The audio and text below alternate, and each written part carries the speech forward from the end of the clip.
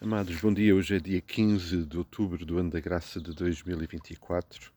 Sendo terça-feira, retomamos aqui as nossas reflexões aqui pela manhã e hoje estou num ambiente diferente. Estamos no acampamento em Água de Madeiros, no Retiro de Pastores, e obviamente este espaço também nos inspira, sendo um lugar de facto muito agradável e, e que naturalmente também nos ajuda e nos remete para a nossa reflexão aqui pela manhã.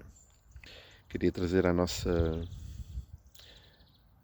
memória dois versículos com que começámos a nossa reflexão do passado domingo, um domingo muito especial na nossa igreja, com quatro irmãs a darem testemunho nas águas do batismo, onde vivemos de facto um momento muito especial pelo testemunho delas, pela forma como pudemos partilhar isso com aqueles que nos visitaram também.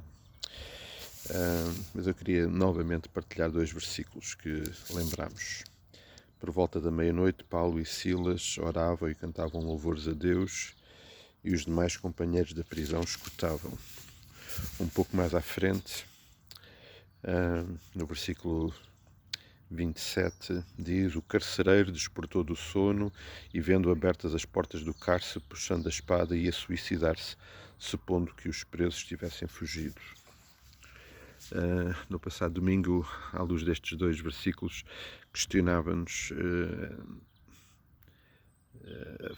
as duas diferentes maneiras de encarar e de lidar com a vida e com as circunstâncias da vida. Paulo e Silas estavam injustamente presos, foram açoitados, estavam maltratados, tinham todas as razões para lamentar. No entanto, a sua resposta foi uma resposta de adoração, de oração também, certamente de clamor ao Senhor, mas de celebração, de adoração a Deus. Aquele carcereiro, aquele homem, naquele dia, olhando à sua volta e vendo as circunstâncias que, do ponto de vista pessoal, para ele eram de facto terríveis, porque, sendo ele o responsável pelaquela prisão, as portas estavam abertas e, naturalmente, a sua expectativa era que todos tinham fugido. Para ele, a sua vida tinha terminado. Aquilo que iriam ser as consequências dessa realidade, naturalmente, iam ser muito duras. Ele não queria enfrentá-las, então decidiu acabar com a sua vida. E a sua resposta perante as dificuldades foi terminar com a sua vida. A grande diferença, como lembrávamos no domingo, entre Paulo e Silas e este carcereiro é a presença de Jesus. A presença de Jesus na nossa vida faz toda a diferença. Ela não nos livra de problemas, de dificuldades, mas ela faz toda a diferença para viver com elas, para enfrentá-las, para compreendê-las, acima de tudo para ter uma experiência que só mesmo a presença de Cristo pode produzir na nossa vida, que é paz, mesmo no meio de uma situação muito caótica. E no domingo, aquelas nossas irmãs, quando desceram às águas do batismo, estavam exatamente a dar testemunho disso, que agora as suas vidas eram resultado da presença de Jesus, e como experiência de fé que têm em Jesus, puderam dar esse testemunho.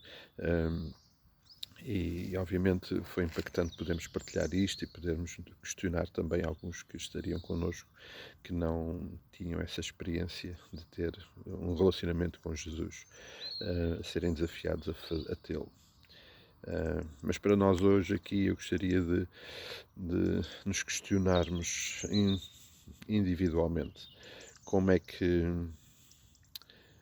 lidamos com as dificuldades, com as adversidades, com as contrariedades da vida. Esperamos em Jesus, descansamos nele, ou procuramos as nossas soluções, ou procuramos responder com aquilo que nós sabemos e vemos e tentamos resolver a situação.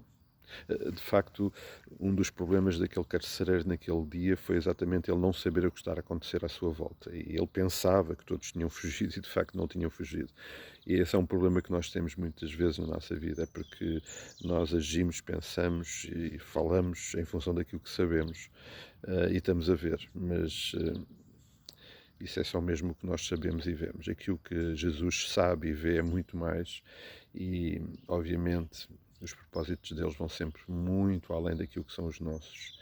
E é por isso que vale a pena descansar na graça maravilhosa de Jesus.